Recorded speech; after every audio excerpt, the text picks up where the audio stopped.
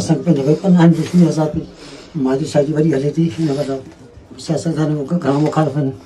ko siyajira so report masun diya hai mata jari muqabale mein sane maran so mehrbani ke jato tise sakar pro sakar ke madi masun putra sakar barai bihana sakar requestan ja khair ke mehrbani ke jato piya sakar mehrbani ke okay. Faryal Talpur साहिबा और आसिफ जरदारी साहब को message दिया कि इस शख्स की हालत बहुत ख़राब है, इस्माइल डायरी की, काइंडली इजाज़त दी जाए कि उनको इलाज के लिए अस्पताल में दाखिल कराया जाए। तो पता ये चला है मुबैना तौर पर दोनों रहनुमाओं ने कहा कि इसको मरने दो। अस्सलाम वालेकुम। सिंध के अंदर हालात कुछ इस तरह से हो गए हैं कि आप अब पीपल्स पार्टी के ख़िलाफ़ न सियासत कर सकते हैं, न आवाज़ उठा सकते हैं, न कोई और सरगर्मी कर सकते हैं। पहले पीपल्स पार्टी सिर्फ मुकदमा दर्ज करती थी, जेलों में डालती थी, लेकिन अब आपको मौत भी मिल सकती है, वो भी जाली मुकाबले की सूरत में। दो इंतहाई अफसोसनाक वाक़यात हुए हैं। एक तो सांगड़ में एक टीचर को जाली मुकाबले में मारा गया, और जो हमारी आज़ाद अदलिया है उसने उनकी ज़मानत भी कातिल की कर दी है, जो एसएचओ है, और पुलिस उसको गिरफ्तार नहीं कर रही थी। वो अदालत तक पहुंच गया और उसने अपनी ज़मानत ले ली, वो भी महज 50,000 में। और दूसरी तरफ इस वक्त जो आप 27वीं तरमीम के हवाले से तस्वीर देखेंगे तो नवाज़ शरीफ साहब जो है ना एक व्हील चेयर पर जो आए हुए शख्स हैं, मंजे हुए सियासतदान हैं, खुर्शीद शाह साहब से मुलाकात कर रहे हैं, उनकी तबीयत पूछ रहे हैं। इसी खुर्शीद शाह के एक मुखालिफ को सखर पुलिस ने जाली मुकाबले में मार दिया है। अब माजी के किस्से कुछ और हैं और जो मौजूदा किस्सा है वो कुछ अलग है, इस पर भी बात करेंगे। लेकिन एक और मुखालिफ है जो जिसको तकरीबन 1.5 साल हो चुका है, वो लाड़काना के जेल में है। जेल के वज़ीर को अख्तियार नहीं है कि उस जेल का वो दौरा कर सके, या फिर जेल के वज़ीर को ये अख्तियार नहीं है कि वो अपने कैदी के इलाज का हुक्म दे सकें। ये हालत अब हो चुकी है कि आपको अपना इलाज करवाने का भी अख्तियार नहीं है, चाहे जेल मैनुअल हो, चाहे आइन आपको इजाज़त दे हो, चाहे कुछ भी हो। लेकिन अगर आप जरदारी के मुखालिफ हैं तो मौत आपके दहलीज पर किसी वक्त भी दस्तक दे सकती है। ये सूरत हाल है सिंध के अंदर। सबसे पहले जो लाहौर में एक वाक़या पेश आया तैफ़ी भट्ट का, इसी तरह से सिंध में भी एक था सुल्तान शाह। सुल्तान शाह का नाम हमने सुना था, लेकिन हमें पता नहीं है। सीनियर सहाफ़ी दोस्त हैं हमारे शौकत नूनारी, उनकी तहरीर के मुताबिक भी और वैसे भी जो मालूमात ली है उसके मुताबिक भी, कि सुल्तान शाह का किसी ज़माने में सखर में बहुत खौफ व हिरास था। सखर में उसका नाम चलता था, लोग डरते थे, भत्ताखोरी भी होती थी, बहुत सारे उनके नाम पर जो है ना क्या कहते हैं, गुनाह भी होते थे। लेकिन एक वक्त आया, उसने तमाम चीज़ें छोड़ के किनारा कशी अख्तियार की और खामोशी से जाके कराची में किसी जगह पे आबाद हो गए। उसके बाद गिरफ्तार भी हुए, फिर जेलों से आज़ाद हुए, और फिर इसी तरह से उसने सियासत में एंट्री दी। अब सुल्तान शाह का नाम जो है वो इस तरह से था कि पहले डॉन और बाद में सियासी रहनुमा। अब इनकी भी एक वीडियो वायरल हुई है जिसमें वो अपने बेटे के साथ एक जगह पे छुपे हुए हैं, और उन्होंने वीडियो में कहा है कि मुझे और मेरे बेटे को जाली मुकाबले में मारा जा सकता है, और हम तो अपने तहफ़्फ़ुज़ के लिए असला लेके रखते हैं, लेकिन आज मुझे पुलिस मार दे तो काइंडली आप इस मामले को उठाएं। और उसके बाद उनके बेटे को ज़िंदा हालत में भी गिरफ्तार करने की वीडियो आई है। और एक गली की वीडियो है जिसमें इनके हाथ में कलाशनकोफ है और उसके बेटे के हाथ में पिस्टल है, लेकिन वो किसी को नुकसान दिए बगैर आराम से जा रहे हैं। तो अब मामला कुछ यूँ है कि ये जो सुल्तान शाह है, इनके ऊपर इल्ज़ाम है कि जो अभी इलेक्शन हुए थे उसमें इन्होंने खुर्शीद शाह के काफ़िले पर हमला करवाया, मतलब अंडे बरसवाए और नारे लगवाए, इस तरह के जो है ना इल्ज़ामात उनके ऊपर हैं। और उसके साथ साथ इनके ऊपर जो है ना एक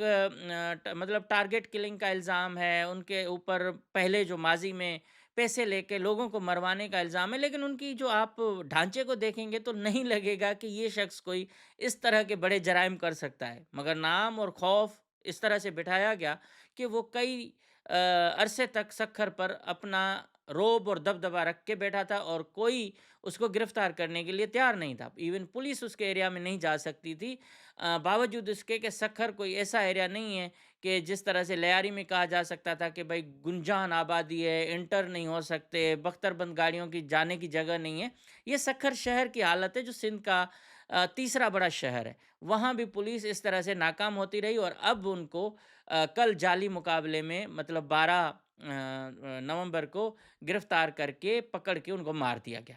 اور اس کی کوئی کہیں آواز نہیں ہے، کوئی مطلب کہیں کہتے ہیں نا پولیس نے مار دیا تو مار دیا، اور اس طرح سے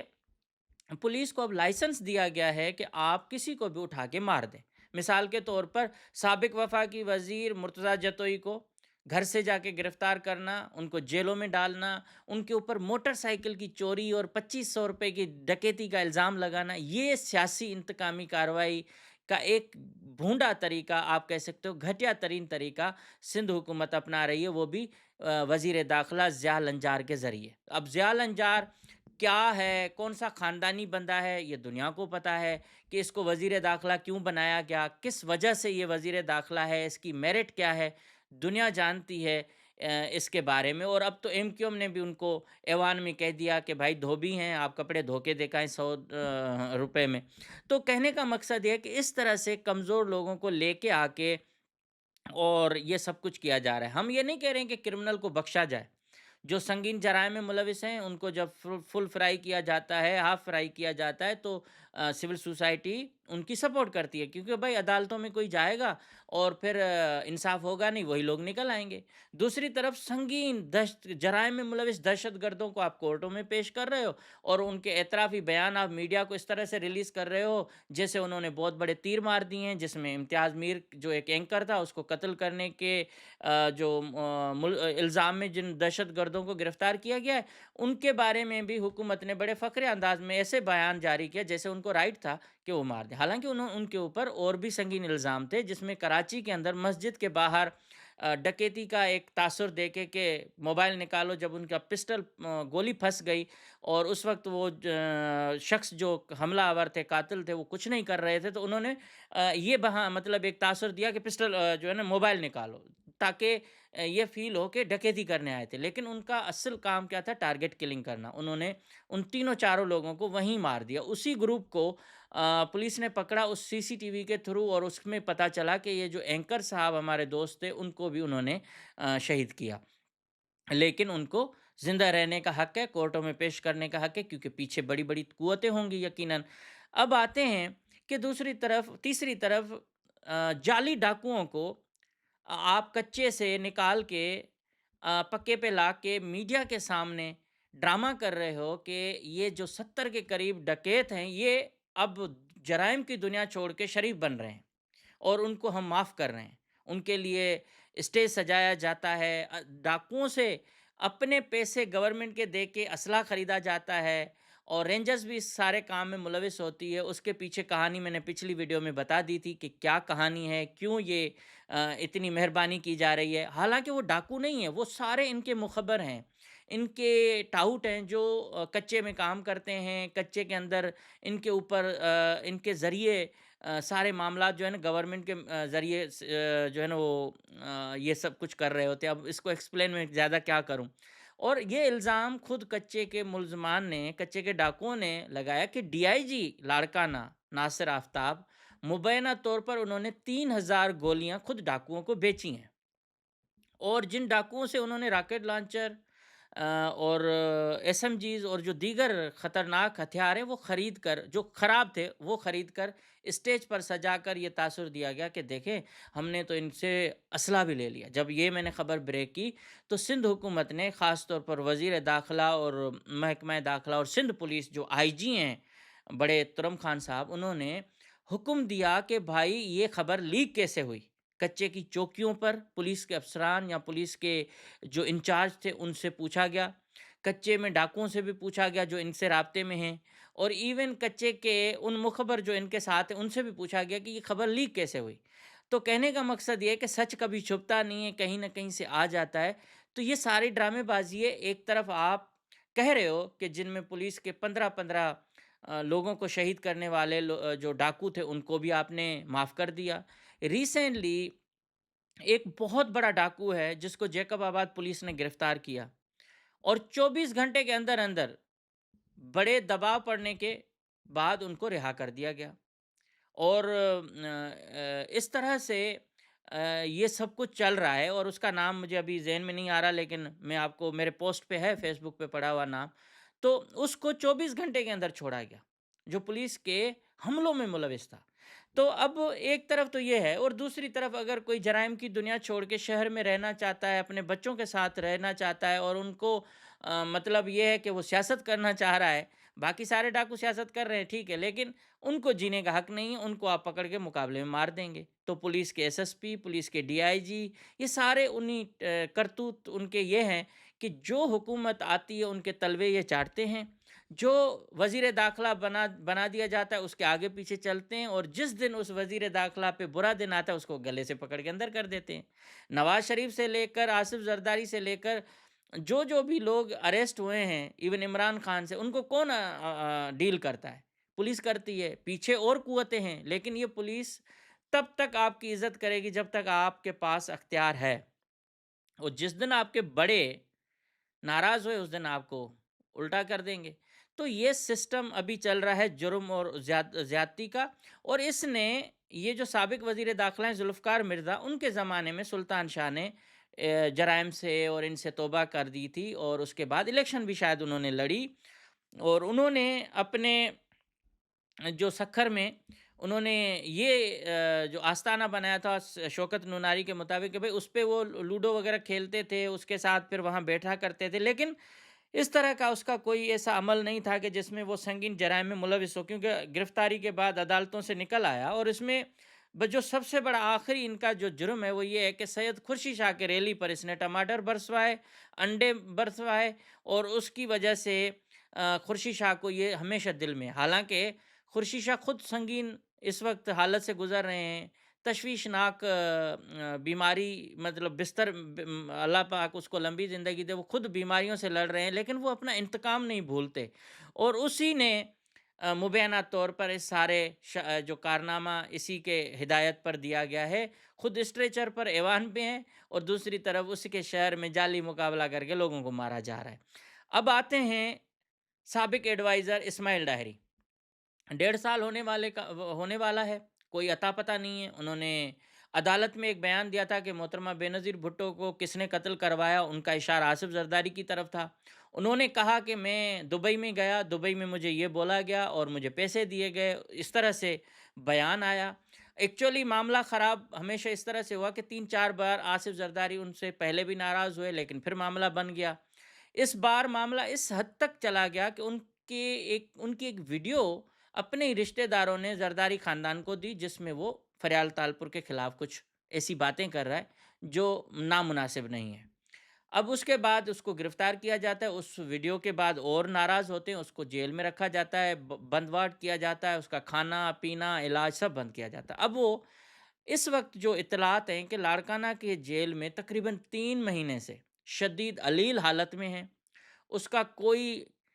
پرسان حال نہیں ہے، اس کو علاج کرانے کی اجازت نہیں ہے، اس کو ایک چھوٹے سے کمرے میں مار پیٹ بھی کی جاتی تھی، اور اس کے بعد اسی وہیں پھینکا گیا ہے، اس کو کپڑے بدلنے کی بھی اجازت نہیں ہے۔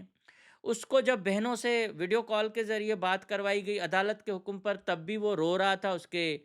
خون نکل رہا تھا۔ تو میں یہ پوچھنا چاہ رہا ہوں ایجنسیوں سے کہ آپ ویسے اگر کوئی بڑے سیاستدان کے خلاف کبھی آپ کو ایک فائل بنانی ہوتی ہے تو آپ مرغے کی طرح ایسے گواہوں کو بچاتے ہیں، ان کا تحفظ کرتے ہیں۔ اسماعیل ڈائری کو آپ کیوں نہیں بچا رہے؟ اسماعیل ڈائری کو کیوں آپ نے جیل کے اندر مرنے کے لیے چھوڑا ہے؟ وہ اگر یہ بیان دے رہا ہے تو کم سے کم اس کو زندہ رہنے کا حق ہونا چاہیے۔ آپ پورا ملک چلاتے ہیں، آپ کیوں نہیں انٹروین کرتے؟ یہاں تک کہ صوبائی وزیر جیل خانہ جات کو بھی اختیار نہیں ہے کہ وہ اس جیل میں جائیں یا وزٹ کریں یا اس کے بارے میں کوئی حکم دے سکے۔ مجھے ذرائع نے بتایا کہ جیل حکام کا معاملہ ایک سابق صوبائی وزیر کے حوالے ہے جو لاڑکانہ سے تعلق رکھتا ہے۔ اس لاڑکانہ سے تعلق رکھنے والے وزیر نے فریال تالپور صاحبہ اور آصف زرداری صاحب کو میسج دیا کہ اس شخص کی حالت بہت خراب ہے، اسماعیل ڈائری کی، کائنڈلی اجازت دی جائے کہ ان کو علاج کے لیے اسپتال میں داخل کرایا جائے۔ تو پتہ یہ چلا ہے مبینہ طور پر دونوں رہنماؤں نے کہا کہ اس کو مرنے دو،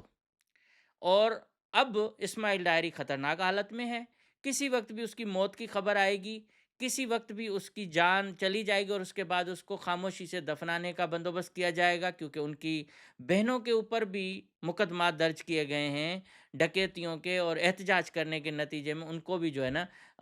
بہت زیادہ پرابلم فیس کرنا پڑ رہا ہے۔ یہ ساری چیزیں میں اپنی ویڈیو میں پہلے کہہ چکا ہوں، بتا چکا ہوں، اگر آپ نے نہیں دیکھی ہے تو ضرور دیکھیں۔ تو میرا مقصد یہ ہے کہ یار پاکستان کے اندر اور اسپیشلی صوبہ سندھ کے اندر اگر کوئی آپ کا سیاسی مخالف ہے تو سیاسی مخالف ہی ہونا چاہیے۔ اس کو ذاتی دشمن بنا کے قتل کر دینا، اس کو مار دینا، ان کے اور اپنے سٹنگ ایم این اے اگر قتلوں میں ملوث ہیں، تین تین چار چار لوگوں کو مار دیتے ہیں تو ان کو گرفتار تک ہونے نہیں دیا جاتا۔ اب اس میں کچھ بھی کہا جائے، لیکن صوبائی وزیر الٹیمیٹلی جب بھی یہ واقعہ ہوگا اس کے اوپر یہ انگلی اٹھے گی، جو وزیر جو بھی اس وقت ہیں، حالانکہ اس کا کوئی اب تک لینا دینا سامنے نہیں آیا ہے۔ میں نے بہت پوچھا ہے ان کی بہنوں سے، ان کے دوسرے لوگوں سے بھی، کہ بھائی وہ تو بے بس ہے، وہ تو حکم کے پابند ہیں، لیکن اصل جو اختیار ہے وہ تو ایوان صدر اور فریال تالپور کے پاس ہے۔ اور فریال تالپور کو بھی اس طرح سے بھڑکایا گیا ہے کہ فریال تالپور ابھی شہنشاہ بنی ہوئی ہیں اور پورے نظام حکومت کو وہی چلا رہی ہیں، اس کا ہی اختیار ہے، اور اس میں یہی مسئلہ آ رہا ہے کہ بھائی کسی بھی مخالف کو بخش نہیں کرنا، اور وہ سارا کام اپنے نوکر سے کروا رہی ہے، وزیر داخلہ سے۔ اب میں اس میں مطالبہ یہ کرتا ہوں کہ اسماعیل ڈائری کی جان کو خطرہ ہے، پاکستان کی ٹاپ ایجنسی کو انٹروین کرنا چاہیے، اور کم سے کم اس کا علاج ہو، اور اس کو جو فیئر ٹرائل کا حق دیا جانا چاہیے، تاکہ عدالت میں جا کے وہ اپنا کیس لڑے۔ اب آج کی عدالتیں یہ ہیں کہ ججز استعفے دے رہے ہیں 27ویں ترمیم پر، اور پاکستان کے اور سندھ کے ایک بہادر جج صلاح الدین پنور صاحب وہ لیٹر لکھ کے احتجاج کر رہے ہیں کہ ہمیں فل کورٹ جو ہے نا بلانی چاہیے بینچ، تاکہ اس معاملے پر ہم ڈسکس کر سکیں،